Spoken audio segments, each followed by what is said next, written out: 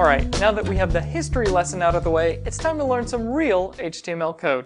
Now, you could continue using Notepad or TextEdit to create all of your HTML websites, but you'll be much better off with a text editor that's more suited to writing computer code and marking up documents. There are many small reasons that it's good to have a solid text editor, but one of the main advantages that I'll show you in a minute is syntax highlighting. Additionally, more advanced text editors have features like tab completion, better text navigation functionality, and more. The text editor that I like to use is called TextMate. It's available for the Mac only, and you can purchase it online for a small one-time fee, and it's well worth it. If you're on Windows, there's a very similar program called eTextEditor, or just E for short. E has many of the same features of TextMate and is also available for download for a small one-time fee. If you're not ready to make a purchase, or if you don't like these two choices, there are many other text editors available. Some are free, some you have to pay for, but all of them should be able to produce the same end result, HTML documents. So let's get started. I'm just going to switch over to my text editor here. And to create a valid HTML document, we need to type out a few things to bootstrap our page and get it ready to use. The first thing at the top of every HTML document is the document type declaration, or doc type for short. This is a very special and important part of the document, so follow closely. First, we'll open two angle brackets, and inside we'll put an exclamation point. Then, in all capital letters, we'll type the word doctype, followed by a space, and then in lowercase, the word HTML. The doctype basically tells the browser how it should interpret the rest of the document. In this case, we're telling the browser that we would like our document to be interpreted as HTML, and more specifically, interpreted as HTML5, which is an upcoming version of HTML. These things with angle brackets are called tags.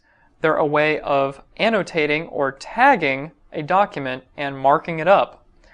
Next, we need to open an HTML tag. So we'll drop down to the next line and type HTML inside of angle brackets. And then we need to follow our opening HTML tag with a closing HTML tag, like this. A closing tag has two angle brackets, just like an opening tag or any other tag. But before the name of the tag, there is a /. The purpose of opening and closing tags is so that we can nest other content, tags, and text inside one another. This closing tag, called HTML, sits at the end of every HTML document. Just about every tag needs to be paired with a closing tag.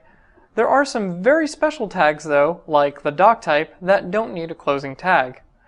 Nested between the two HTML tags is a tag called head, which we'll open and close now. So we'll drop the closing HTML tag down, and we'll type head, and we will close the head. Then we'll follow the open and closing head tag with an open and closing body tag, like this. And we'll just drop that down to the next line. So let's start with the head tag first. The head tag is a container for header elements.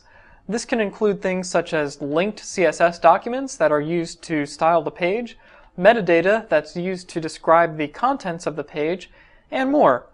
One important piece of metadata is the title of the page. We can title our page using the title tag, which will nest inside of the head tag. So we'll drop that down to the next line, open our title tag, and then inside of it we'll type something like my first web page, and then we'll close our title tag. And that's it. That's all we have to do to bootstrap up our web page. So let's save this and open it up in a web browser. So I'll switch over to Google Chrome and I'll refresh this page. And all we should see right now is a blank web page. But I want to draw your attention to the page title, which is My First Web Page.